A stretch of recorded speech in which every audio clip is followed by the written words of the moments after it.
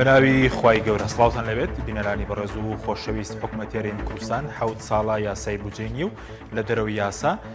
داهاتەکانی هەرێمی کوردستان خەرج دەکات. حکوومەتی هەرێمی کوردستان لە کاتێکدا لە 2014 بۆ 2020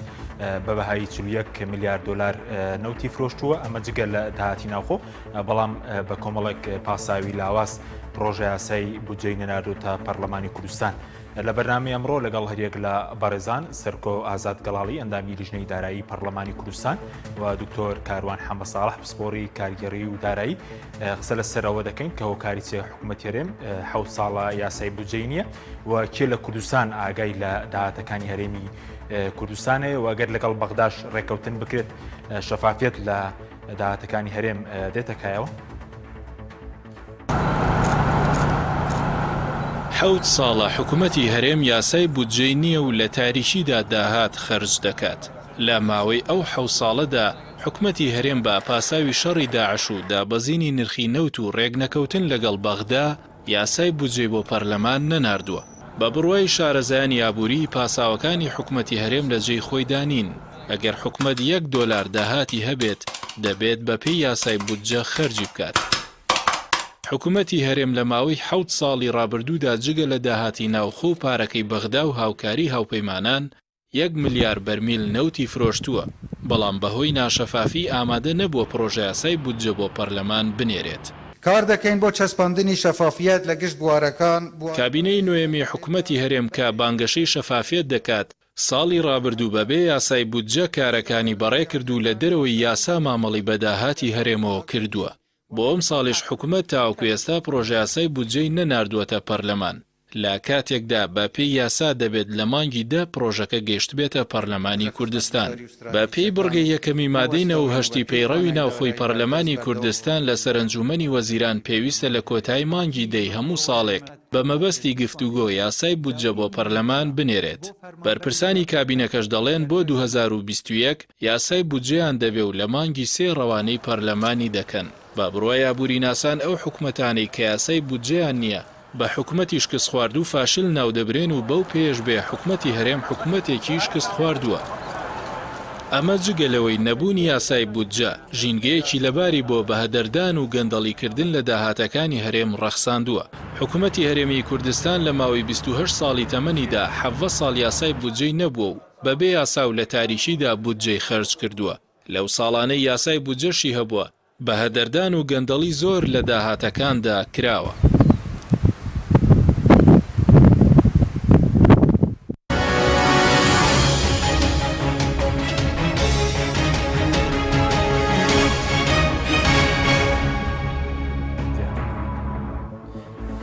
جارێکتر سڵاوتان لێبێت بینەرانی بەڕێز، سوپاس بۆ کامان بەخێر بێن، سوپاس بۆ ئامادەبوونتان. کاک سەرکۆگەر لە بەڕێستانەوە دەست پێ بکەین بەرلەوەی کە بینە سەرەوەی کەم ساڵ هەرێمی کوردستان یاسای بودجەی دەبێ یاخودنا وەکو لیژنەی دارایی ئاگاداری ئەوەن داهاتەکانی هەرێم لە ناوخۆ لە خاڵە سنووریەکان چەندە؟ بەڵێ زۆر سپاس بۆ جەنابت و بۆ جەنابی دکتۆریش بۆ بینەرانی پەیامیش.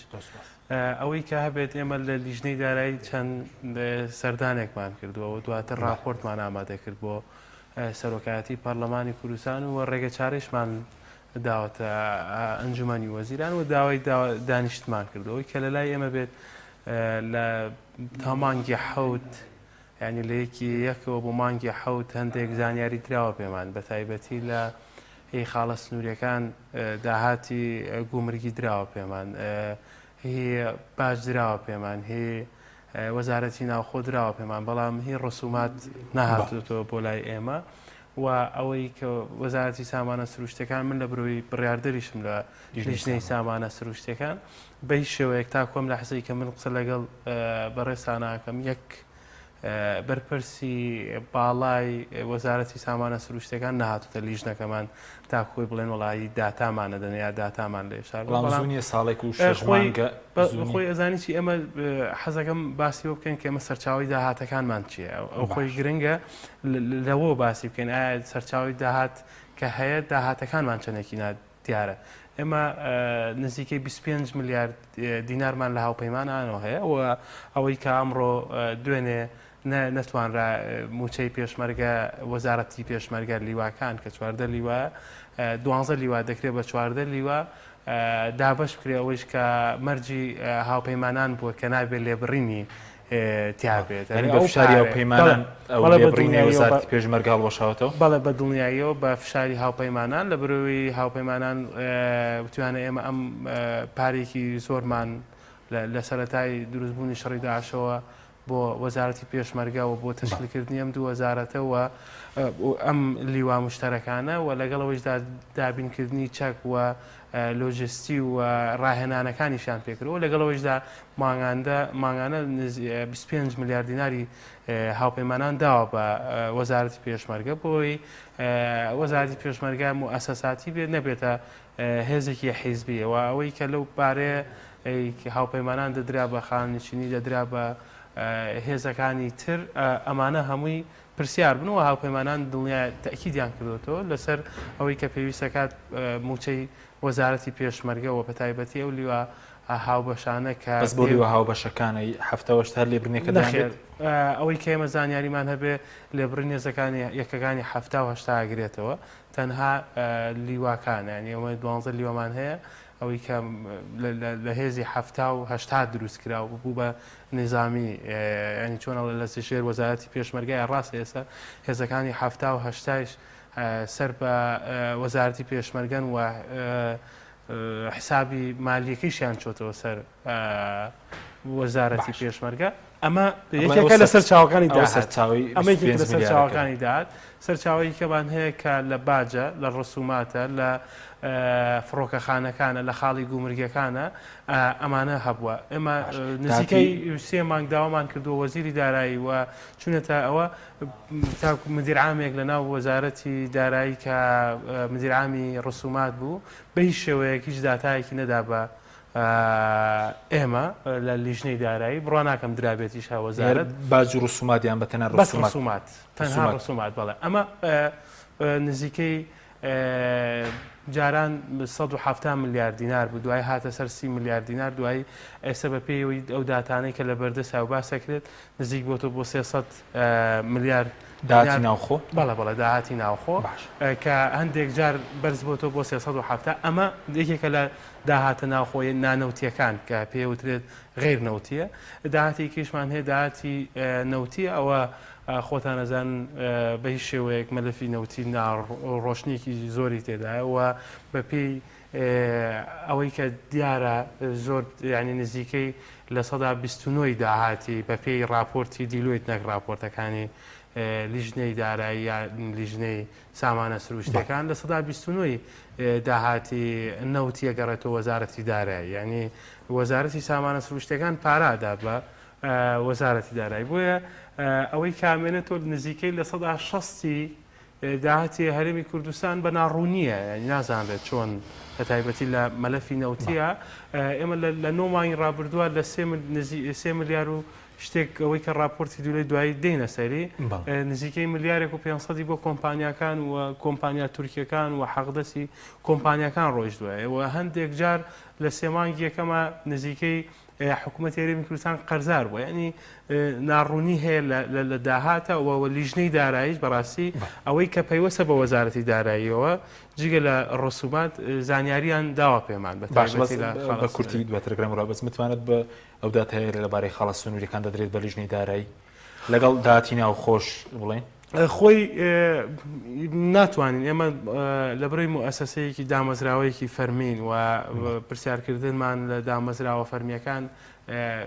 ئیجبارە ینی بەوەی کە مامەڵە لەگەڵ ئەو ژمارانە بکەین کە وەزارەتی دارایی و موئەسەسەی فەرمیە حکوومەتی هەرێمی کوردستان دەیدا بە لیژنەی دارایی بەڵام ئەگەر بڵێ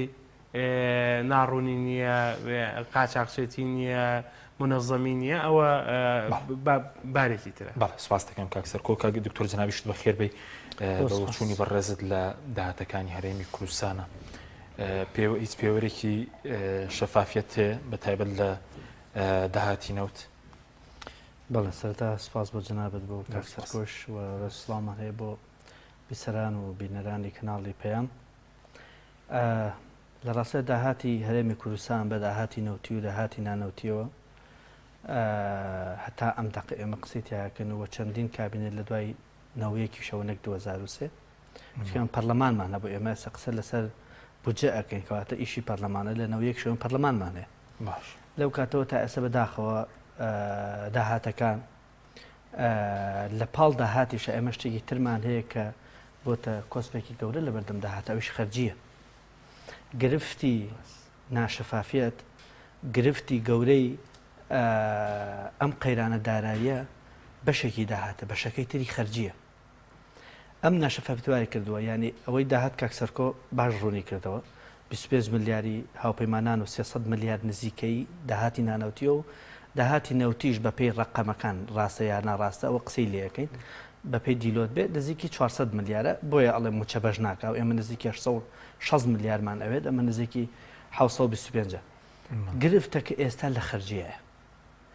جا ئەگەر دیقەت بێ هۆکارێکی ڕێنەکەوتنی هەرێم و بەغدایش هەل لەسەر خەرجی نەوتە بۆ لەبەرەوەی خەرجی نەوت بە زۆرێک بارگرانی بۆ دروست کراوە سەرڕای ئیلتیزاماتی حکومت بەرامبەر شەریکاتە نەوتەکان من ناوێنم ئیلتیزاماتی حکومت بەرامبەر بە شەخص و حیزبەکانیش حیزبی دەسەڵاتدار کە حسەیەکی زۆری نەوتە چێ بۆ ئەوە هەر لەم کەناڵی جەنابتەوە پێش ئەوەی دیلۆت راپۆرت بە 6 مانگ پێش ئەم راپۆرتە ئاشکراکە ئێمە وتمان لە مانگی 2019 حکوومەتی هەرێم لە 1 بەرمیلۆ نزیکی 4 دۆلار و شتێکی بۆ ماوەت لە مانگی سێ هەر لەگەڵ جەنابتە باسمان کرد ئێستا دیلۆت باسەکە لە چەند مانگێکە لە ماوەی 3 مانگە هەر قەرزار بۆ حکومەت بۆ من لەگەڵ چەند کەسێکا قسەم 3 دۆلارەکە شێر بۆ ناوەتەوە ینی وایە بەرەو باشتر ڕۆشنە لەگەڵ چەند کەسێکە یانی ئەوانی کە توانین بڵێن زانیاریان لایەوەکەوەی کە ڕابێژ و کۆمەڵە قسە بکەین کۆمەڵە خەرجی ناپێویستی زۆر خراوەتە سەر نەوت هەل لە هەناردەی نەوتەکە بە بۆریەکەوە کە بەداخەوە ستانداردی عالەمی نابێت لە 2 دۆلار زیاتر بڕکە گواستنەوەکەی بەڵێ بەس لە هەرێمی کوردستان کار حەکیم لە 5 دۆلار تێپەڕ کردو باشە بەس ینی پرسیارەکەوەی چۆن لە ناوخاک هەرێمی کوردستانە بۆری بفرۆشێ و حەق دەستی ینی بۆریەکەش گواستنەوەکەی 5 دۆلار بۆ لەسەر بۆجێی حکومات بۆریمان دروست کرد لە ناوخۆی هەرێمی کوردستانە دوایی ئەو بۆریە درا بە کۆمپانیایەکی کەرتی تایبەت قسەکە لەسەر چی ئەوە تەنها گواستنەوەکەی بەدەر لە کۆمەڵە شایستە و شت بەدەر لە کۆمەڵێ لەوەی کە ئەو باجانەی کە ناسەندرێت لە کۆمپانیا نەوتەکان باجی تەنها نەوتەکە نییە بە تەنها شێرینی نییە ئەی ژینگەکەی ئەیجادە و ڕێگاوبان لە وڵاتان کە خاوەن سیستەمێکی پێشکەوتون ئەو جادە و ڕێگاوبانش کە تەنکەرێنەوتەکانی پێ ئەڕات و بۆ پاڵاوگەکان و ئێت ئەبێ ئەو کۆمپانیانە باج بدەن لەبەرێ ئەو جادە و ڕێگاوبانانە خراپە بینە بۆ نمونە جەنابەت لە کۆڵانەکەی خۆتا ئێمە و کاکسەرکۆ تۆزانی ئێمە ئەو جادێکە قیرەکرێ پارەمان ناوە تۆزانی ئێمە لەبەر ئەوەی کە بۆ نمونە کۆمپانیایەک سیارێکی پێ ڕکلامێکی پێوەیە بە سیارەکەیەوە ئێستا قانونی تازە ئەبێ پارە بە ئەی خێرە ئەم هەموو تەنکەرەنەوتە بەسەر جادەکانی هەرێمی کوردستانە جادەکانیان کردو بە تەبەقی هێلکە و وەزعێکیان دروست کردو ئەم هەموو کارە سات و تیرۆری سپێ ڕوایە بۆ باج نایەن ئەم لێ خۆشببوونی باجە بەبێ بەرامبەر نییە کەواتە خەرجێکی زۆر خراوە لەسەر بودجێ لەسەر داهاتی نەوت ئەمە وای کردو داهات کەم بۆتەوە لێرەوەیە کە ئەتوانین بڵێن دەستێکی ئەمین هەرێمی کوردستان و داهاتەکەی بەڕێوە نابە ئەگەر ئێمە تەنها شەفافیت لە خەرجیە جێبەجێ بکەین تەنها لە خەرجیە بێجگە لە داهات ئەگەر تەنها ئامینیش بکەین بۆ ئەو بڕەنەوتێک کە ئێستا ئەڵەن ئەوە نەفرۆشرێت و ئامینیش بکەین بۆ ئەو نرخی کە ئەفرۆشە بە 10 دۆلار کەمتر لە نرخی ڕسمی بازار بەس بین دەستکاری خەرجیەکان بکەین کە کەمی کێنە بیکەینە نەک ستانداردی عالەمی ئەو ستانداردێک کە بەغای ئیشی لەسەرەکات دڵنیا بن بەسەر و زیادەوە بودجەی تەشغیلیش بودجێ بەکاربردنیش لە هەرێمی کوردستان کە موچەیە ئەتوانن جێ خۆی بگرێ ئەمە تەنها نەوت بچینە سەر داهاتی نانەوتی لە هەرێمی کوردستان دەواازەکانمانەیە باج ڕسوماتمانەیە کە لە 2010 بە لە 300 زیای کردووە باشە بە لە 300 بودجە زیاد دەکرێ بە لە 121 موچی هاوڵاتی کەمەکرێ یعنی ئەمە میتافۆرێکی زۆر ئەجویان دوو ڕسمە یەک ناگرێت ئەمە لە وڵاتی ڕوویاوە ئەمەتی لە وڵاتێکی تر ڕوویاوە ناڵی لە یەک شوێن ڕوویاوە چکگەر لە یەک شوێن بێ ئەبێ ئەوەی کە زیاگرێ بچێتەوە خزمەتی خەڵک باشە ئەمە باج و ڕسومات کۆمەڵێک باجی زیادەش دانراوە کە پێشتر هەر نەبووە سفر بوو ئەوەی کە باسم لەم ڕکلام و لەم کۆمەڵەشتە کردووە و ئەوە باجی ئۆتۆمبیل و ئەوانەی شاتە سەر ئێمە ناتوانین بڵێین باج خراپە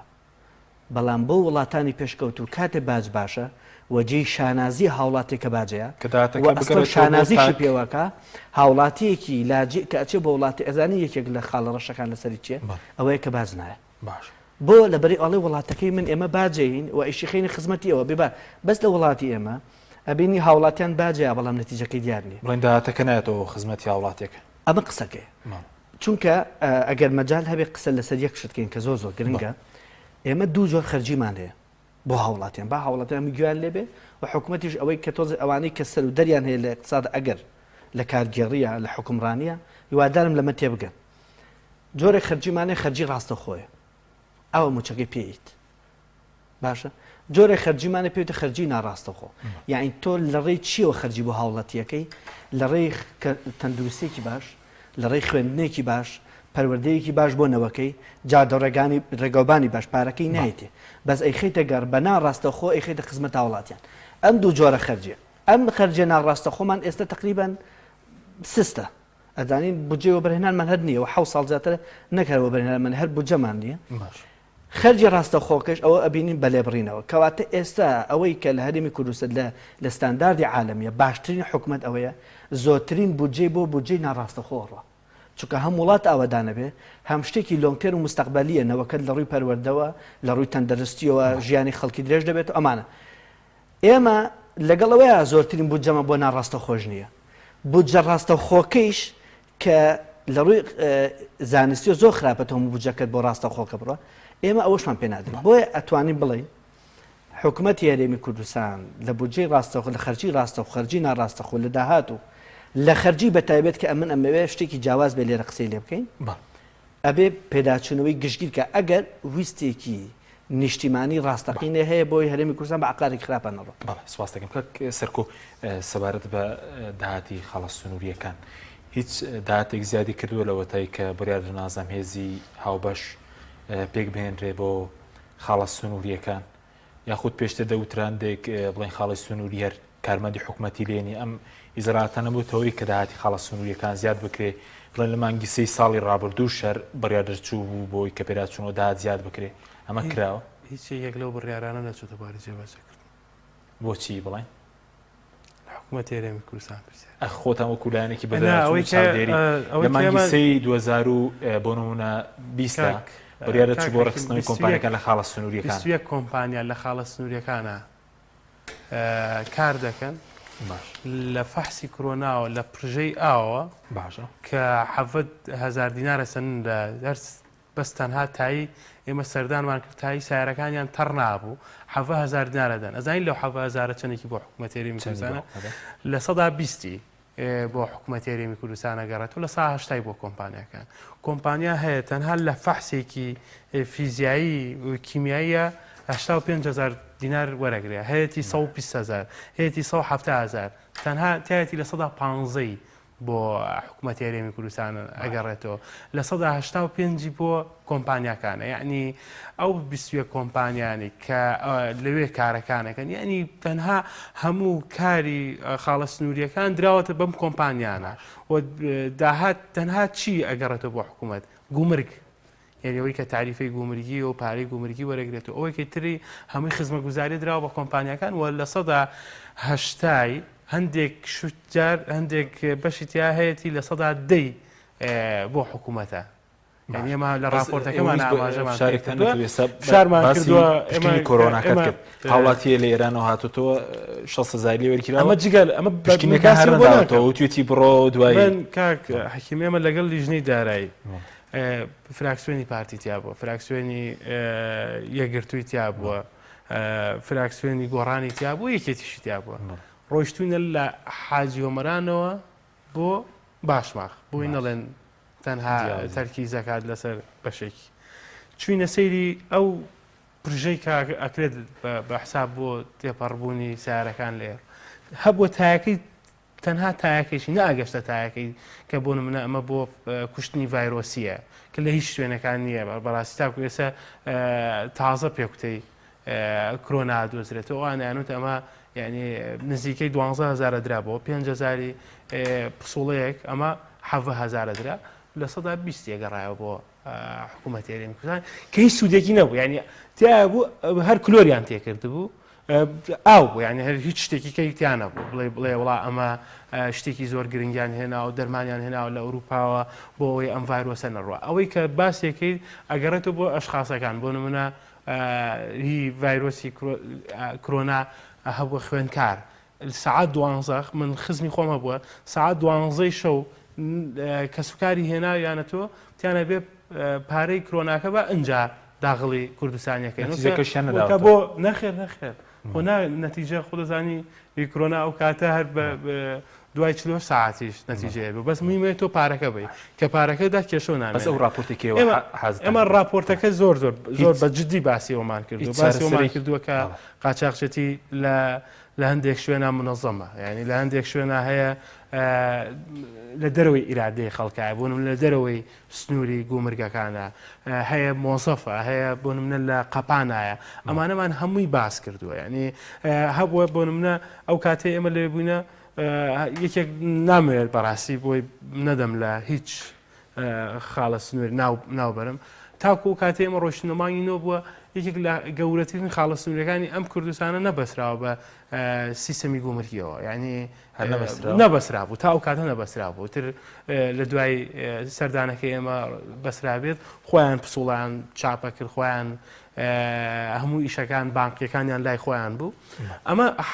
حاڵەتێک بوو هەموو زۆر بە پیشەیانە لیژنەی دارایی بەڕاستی بە هەموو فراکسیۆنە جیاوازەکانەوە زۆر بە پیشەیانە ئیشان لەسەر وەکرد کە خەلەلەکان باس بکرێت و ناو نەبرێت بۆ ئەوەی چارەسەرێکی حەقی بۆ دەزێتەوە بەڵام بە هیچ شێوەیەک لە مانگی سێوە دوایەوە لە مانگی بەڵێ حکوومەت چەند بڕیارێکی دەرکرد بۆ کۆمپانیاکان تاکو ێسەوە هیچ جێبەجێ نەکراوە لە مانگی نۆ ئێمە راپۆرتی لیژنەی داراییمان داوە بە سەرۆکایەتی پەرلەمان داوامان کردووە کە دانیشتنی تایبەت کرێەوە چارەسەرەکانیشمان داوە بە ئەنجومەنی وەزیران هیچ جێبەجێ نەکراوە بەڕاستی ئەمە ئەوەی کە پەیوەستە بە خاڵە سنووریەکانەوە ئەوەی کە گرنگە بەڕاستی منەمەوێت لێرە باسی بکەم یعنی دوو شت هەیە ئەگەر دەرفەتم بیت ئێمە مۆزوعی نەوتمان هەیە بەڕاستی یەکێکە لە دەرد بەڵا گەورەکانی بەسەر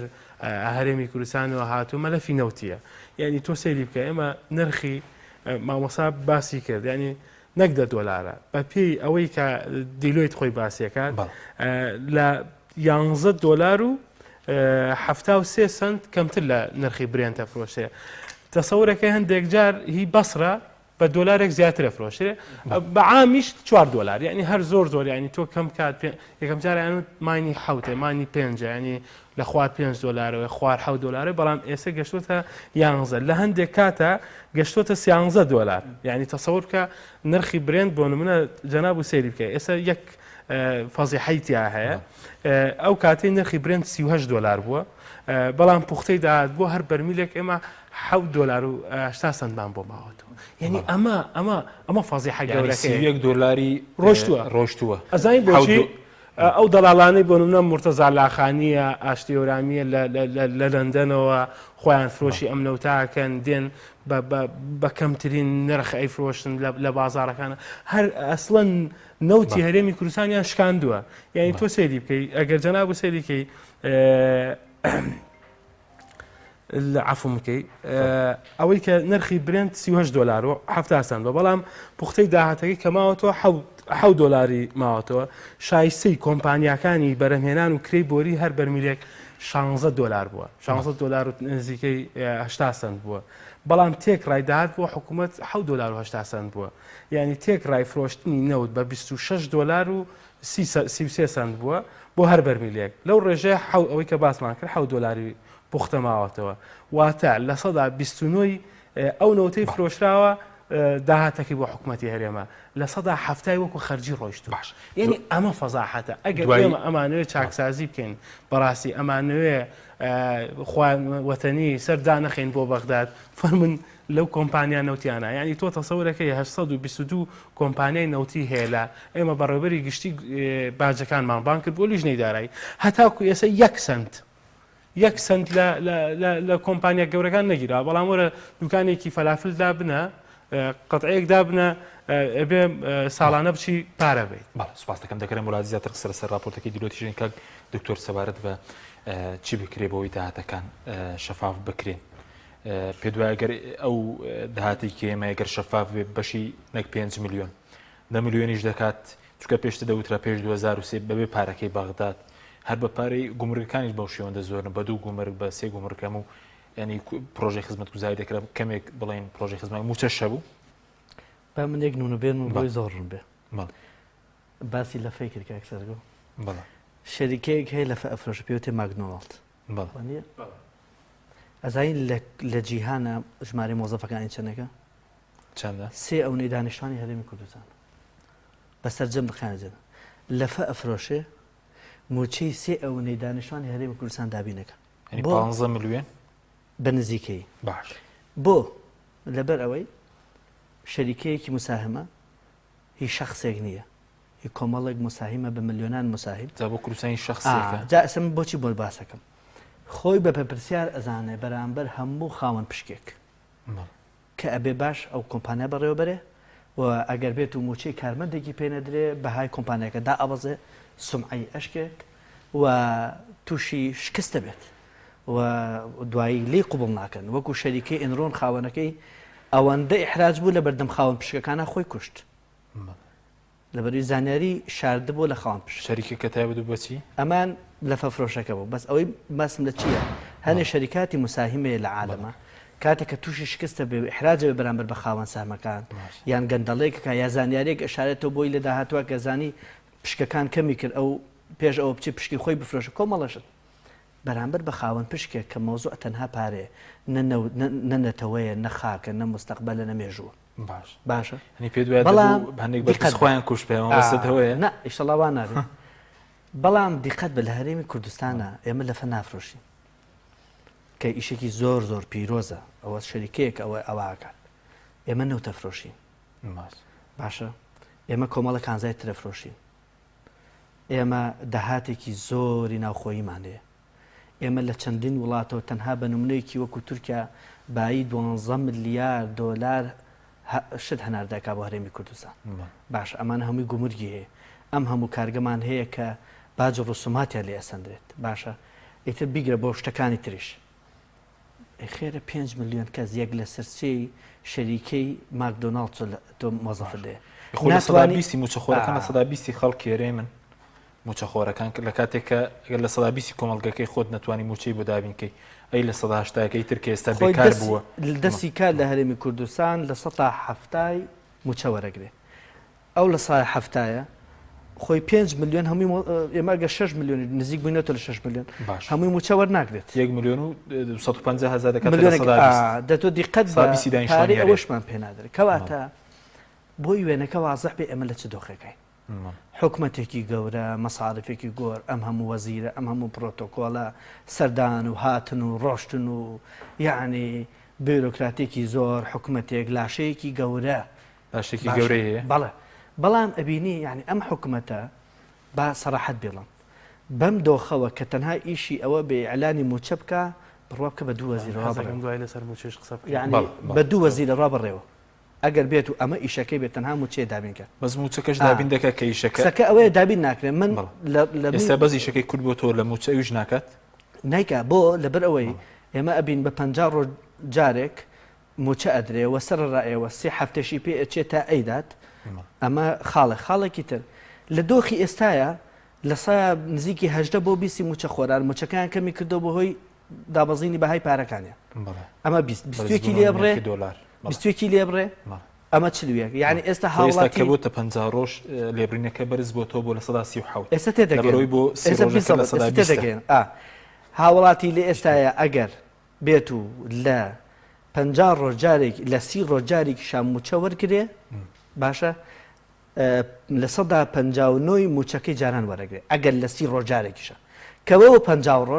50 ڕۆژجارێک ئێستا موچەکەی کەمترە لە ساعتلیش نزیک بۆتەوە لە 135 ئەوەی کەوەریەگە لە چاو جارانە دەتەوەرە چ قەیرانێکی کۆمەڵاتی چ قەیران ئاسایشی کۆمەڵات چۆنەکەوێتە خەتەریات عدالەتی اجتماعی چۆنەکەوێتە خەتەریات زایدن ئێمە هەرێمی کوردستان لە درمۆدا بیل لەوە ناکاتەوە کە ینی بڕبڕی پشتی اقتصادی هەموو وڵاتێک چینی وەسط چینی وەسطمان ڕۆژ بە ڕۆژ بەرەو هەژاربوو نەڕوا ئەو چینەی سەریشەوە کە شەریکاتی گەورەی نەوتین دەڵاڵەکانن شەریکاتەکانی ترن کە مانگی پێشوو لە خۆشببوون چەندین ملیۆن دەرکرا بۆ کۆمپانیایەکی ناوخۆیی لەم وەزعەیە ئەوانش ڕۆژ بە ڕۆژ دەوڵەمەندترە بن بۆ بەڵام بەداخەوە ئێمە ئەگەر تەنها بیل لەوە بکەینەوە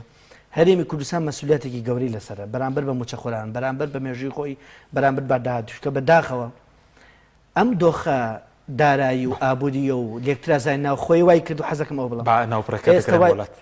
ناوڕێکمان دەبوورە بەڵێ بینەرانی بەڕست ناوڕێژ کورت و دەگەڕین وڵات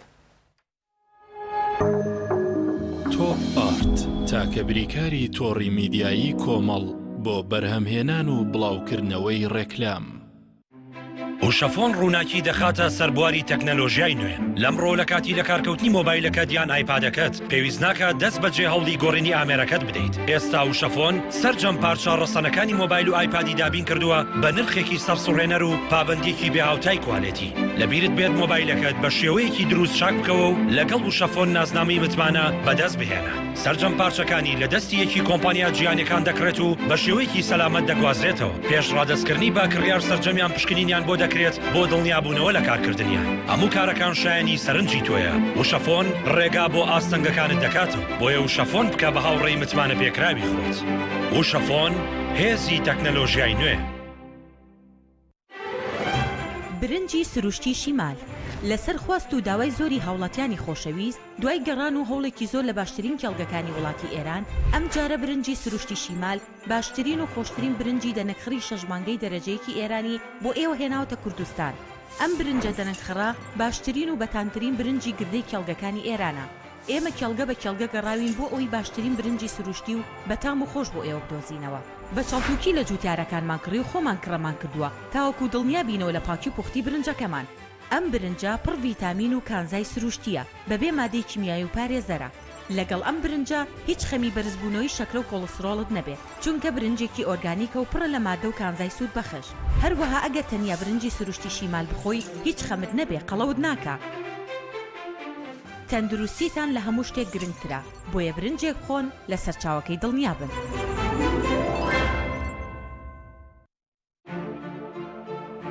بە باشترین کواڵەتی دەستمان پێکرد و وەک هەمیشە باشترین بەرهەم پێشکەش دەکەین کارگەی هەڵاڵە بە ئەزمموی 12 ساڵی ڕابردوو لە دروستکردنی بوتڵی غازی ماڵان کە ئێستا لە تەواوی کوردستاندا بوونی هەیە بەردەوامە لە خزمەتکردن و ئێستا هاوشێوەی کارەکەمان تەنکی غازی LPG بە هەموو قەبارەکانیەوە بە باشترین کواڵەتی و ستانداردی ئەوروپی لە ژێر چاودێری کواڵەتی کۆنتترۆلی حکوومەتی هەرێم و کۆمپانیایەکی تایبەت بە چێککردنەوەی تانکەکان لە ڕووی کواڵەتی و دانانی ئەکسسواراتی ئیتاڵی بەردەوامە لە بەرهەمهێنان ئێستا هاوڵاتیان و هاوردەکاران دەتوانن بێ دوودڵی تەمچی غازی هەڵاڵا بەکار بهێنن کە گرنتی سەداسەدی لەگەڵە بۆ ماوەی 10 ساڵ وەک هەمیشە لە هەرزانی نرخ و باشی کواڵەتیدا بێ ڕکابەرین کۆمپانیای هەڵاڵا باشترین جۆر سەلامەتی هەمیشەیی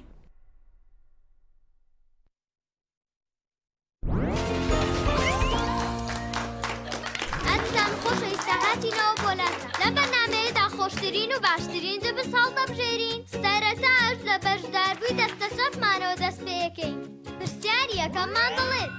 کام لەم تامی جبسانە خۆشترینە سرکە مریشک ئیندۆمی پەنیر ئیندۆمی وەڵامەکە زۆر ڕاستە ئێستا دەچینە لای بەشداربووی دەستە ڕاست پرسیاری دووەممان دەڵێت کام جۆری جبس منداڵە زیاتر ئارەزووی دەکەن سەدڵ کیسە خێزانی هەمیان بە دنیایەوە هەمویان وەڵامەکە زۆر ڕاستە ئازیزان خۆشەویستان بەشداربەکانمان خاڵەکانیان یەکسانن کۆتا پرسیار ئاڕاستی هەردووکیان دەکەین کامیان زووتر وەڵامیاندایە دەبێتە براوی پێشبڕکێکەکەمان پرسیارەکەشمان دەڵێن هەموو ئەوانەی کە وتمان لە چ جبسێکدا هەیە بۆسە ئەوانەی کە باسمان کرد بەس لە جبسی نینیایە لە هیچ جبسێکی تران نەخواردووە ئەوە تا لەناو جانتاکەشمان پێما حەزەکان خۆشتان تاقیکەنەوە دڵنیام هەڵبژاردنە ڕاستەکە جبسی نینە بێگومان وەڵامەکە زۆر ڕاستە دڵنیا بڵنینیە ئەو جبسەی وێنەی نییە کەرتامێکی بێخۆشە بۆ من بۆ ئەو بۆ تۆ باشە ئادەی پێم بڵێن چییە؟ دینیە هەرگی نییە شفسینینی تامێکی لە یاد نەکراوە تۆپ ئارت تاکە بریکاری تۆڕی میدیایی کۆمەڵ بۆ بەرهەمهێنان و بڵاوکردنەوەی ڕێکلام.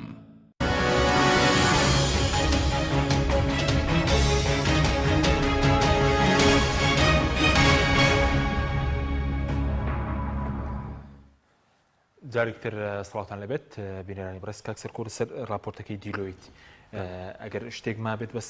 سەرۆکلیژنی سامانە سروشتەکانیش باسی لەوە کردبوو کە لە 9 مانگە 918 میلیار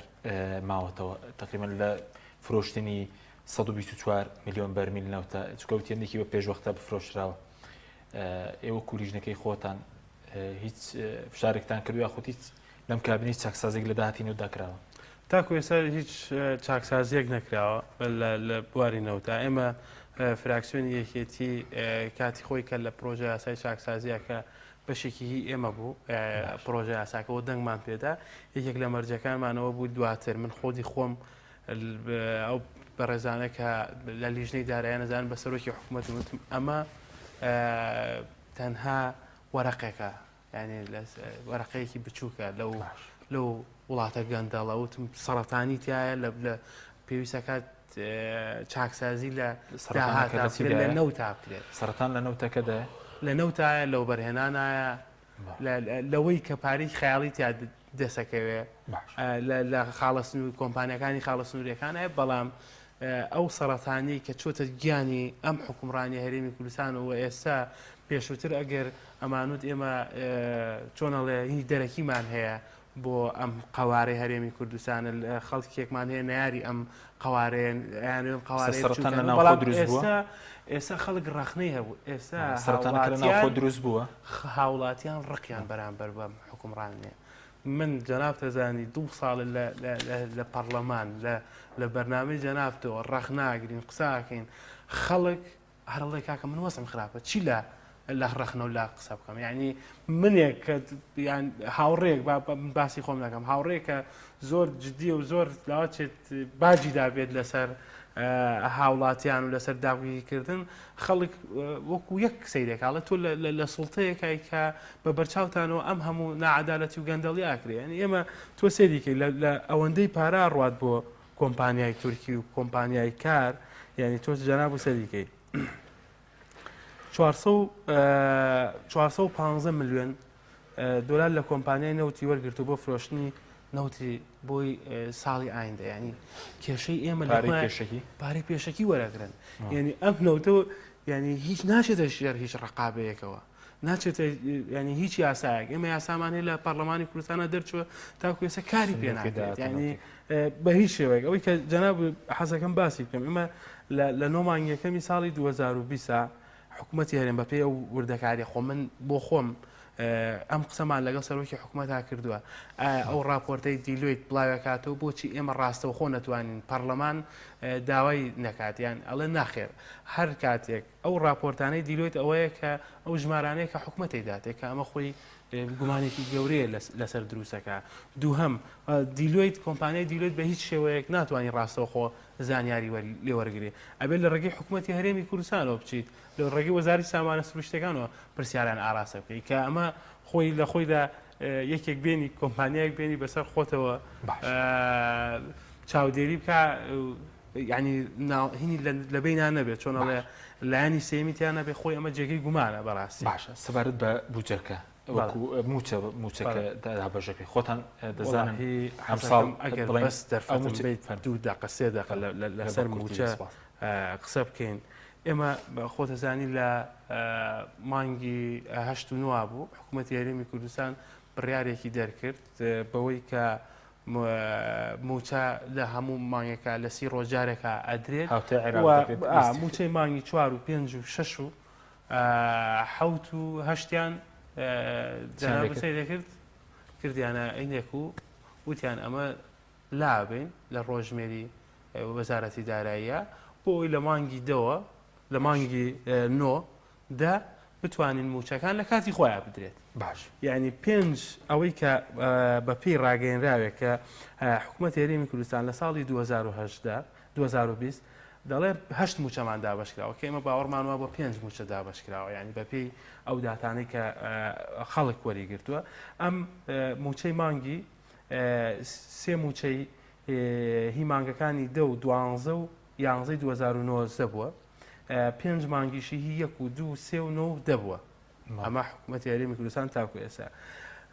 ئەوەی کە لە ڕاگەیەنراوەکەی حکوومەتی هەرێمی کوردستانە هاتووە 6 تریلیۆن و 505 میلیارد دینار بۆ ئەم موچانە دابین کراوە یعنی جەناب و سەریکەی بەپێی ئەو پرۆسەیە ینی حکوومەتی هەرێمی کوردستان 5 موچەی دابش کردەوە بەپێی مانگەکانی 2020 حەوت موچەی دابش نەکردووە چۆن دابش کراوە ئەمانەیە هەمووی قسەی لەسەر هەیە ئێمە لێبڕین هەبووە لە مانگی سێ لە مانگی دووەوە شوباتەوە کاتی موچە دابشکردن 26 2020 بووە تۆ سەیری بکەین تۆ لە مانگی دووە لە مانگی کۆتایی مانگی شەشە موچە دابشکردەوە بە لە موچە لێبڕین لە ساڵ 21ەوە کە 727 میلیارد دینار بووە یعنی ئێمە پێشووتر حکوومەتی هەرێمی کوردستان جەناب و سەریکەی لە موچەی مانگی یەک کە 5 دابشکراوە 892 میلیارد دینار بووە کە ڕێژەی لێبڕینەکەی کردوتە لە ساڵ 21 150 میلیاری کەم کردوتەوە هاتوتە 727 موچەی لێبڕینەکە کە هاتوتە سەر بوچەی مانگی 9 لە مانگی دابشکرا ئەویش بە لێبڕینی لێ 118 بوو 737 میلیارد دینار بووە یعنی ئێمە ئەوەی کە مامۆسا باسی کرد داهات لە خەرجەکانیشە کەمیان کردوتەوە داهاتی ناوخۆیمان نزیک بۆتەوە لە 300 بە پێی راپۆرتی دیلۆیت نزیکی 250 میلیۆن دلار داهاتی ناوخۆی داهاتی نەوت بووە ئەمە ڕێژەی خۆتەزانی بەهای دیناریش لە بەرامبەر دۆلارە ینی دابەزی لە هەر $1 لە 120 چۆتە سەر یعنی تۆ سەیریکە بەم 250 میلیۆن دۆلارە ئەچێتە نزیکی 400 میلیۆن یعنی ئەگەر بەم لێبڕینەی کە هەیە بەپێی راپۆرتەکانی حکوومەتی هەرێمی کوردستان کە خۆیان بڵاویان کردوتە بەپێی داهاتی ناوخۆی حکوومەتی هەرێمی کوردستان ئەتوانێت 30 ڕۆژ جارێک بە لێبڕینی لە 118ەوە موچە دابشکە بەڵام کە موچەی کە دابشکرا هیمانگی چەندە ئەمە خۆی حکوومەتی هەرێمی کوردستان چەند هینێکی ناوەتە ناو فەرهەنگی ئابووری و مامۆسا پسپۆڕیشە لەو بوارە با خۆ گونجاندن تەمویل ئەمە لە ینی ئێسش نازانی ئێمە مانگی 11ەیە مانگی 11 بێ مانگی 12ەیە مانگەکە ئەگەر مانگێکیش بێ مانگی دووە یعنی تۆ سێریکە نازانیت شەبەح موچە لە وڵاتە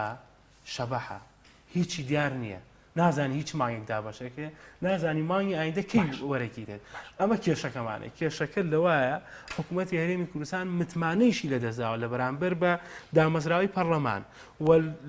هاوڵاتیانیش بەرامبەر هەموو دامەزراوەکان هەر بڕیارێک دەرەچێت هەر قسەیەکە کرد لەسەر موچە خەڵک بڕوای پێ نییە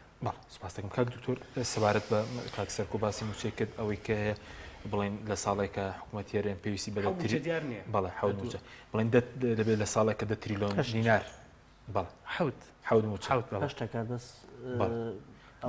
پێنجی ئەم ساڵە پێنجی ئەم ساڵە بەڵ ئەوەی پێشووتر بەس لە 2020 دەبووە 10 تریلیۆنی بداوە موچەی مامۆسا بووی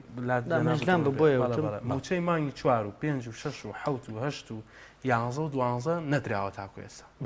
زۆر باش بەس وەسمەوەی گەر لە موچەکەیە بۆنم لە ساڵێکە 10 تریلیۆن بێ ئەو 3 تریلیۆن ئەی ئەوانەی کە کاریان نییە بۆ نمونە بڵین موچیان نیە ئەوانەی کە لە بازارە کارەکە ئەی دۆخی و خەڵکەت چۆن دۆخی موچە خۆرەکە بەم شێوە بێت چکە ڕەنگە بارگرانێکە زیاتر لە سەر کاسبکارەکە بێت کە باجێکی زۆریشان لێ وەرەگیری خۆی ئەگەر دیقەت بێ من حەزەکەم حکوومەتەوە بێنێتە پێشچاوی خۆی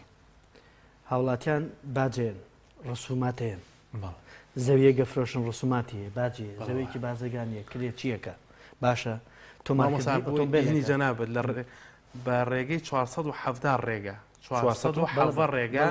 باج و ڕسومات لە هاوڵاتیان وەرەگی ئەوە بە کۆی گشتی یەک دوکاننار یەک کۆمپانیای بچووک بە تەنها خۆی 7 جۆر باجی لێ کەسیانیان لە 2010ەوە تازەیە چوارەکەی تریشی بە لە سایە 200 بۆ 300 زیاتی کردو تووسی ئەم داهات زیادکردن بەڵام پرسیارەکە لەمایە حکومت ئێستا ئەڵێ ئێمە خۆمە گونجێنم لەگەڵ موچەیە لەگەڵ داهاتی خۆمە باشە قوبولمانە بەس با بفەرمو بۆ ڕسومات و بۆ باجی هاوڵاتیانش کە ئەبێ بیا بە حکومت با هاوڵاتی خۆی بگونجێن یعنی ڕێگە بن بە هاوڵاتی ئەگەر هەی بوو بیا ئەگەر نەی بوو بێ بستنەوە شتی وابێ کەس ئەتوانێت باجێکی حکومت نەیە ئەمە قسەکە دەستکەوتێک باسکرا سا 15 لێ خۆش یعنی ئەبێ لە سا 15 بۆ کەمەکەینەوە ئەگەر تا بەرواری ئەوە بێت پارەکە بیت هاوڵاتی هەمووی ئەڕا پارە ئەیە تۆ لە سا 20 موچەکە بڕی نایزانی کە ئەیە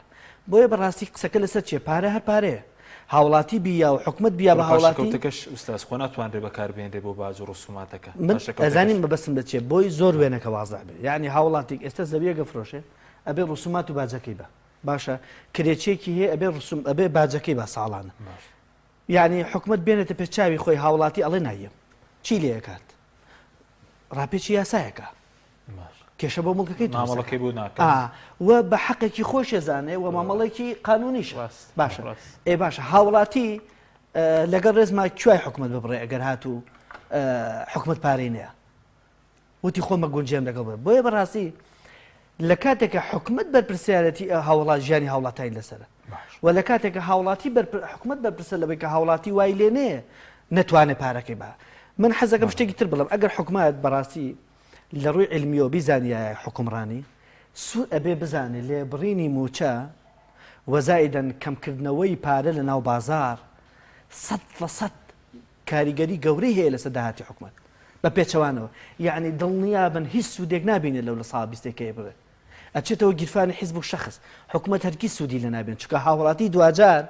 باج کەمەکە بەبێەوە خۆی بزانێ داهاتی ناوخۆ کەمەکە تۆ دیقەت بن کاکسەکۆ جاران داهاتی ناخۆ زۆر بووە ئێستا بۆ کەمی کردووە حکومت تۆ سەری کرد لەولا ئەیبڕێەوە ئەزانە قازان چەکە بەس لە بازار و لە باجەوە کەمی بۆ ئێتەوە کە هەر یەک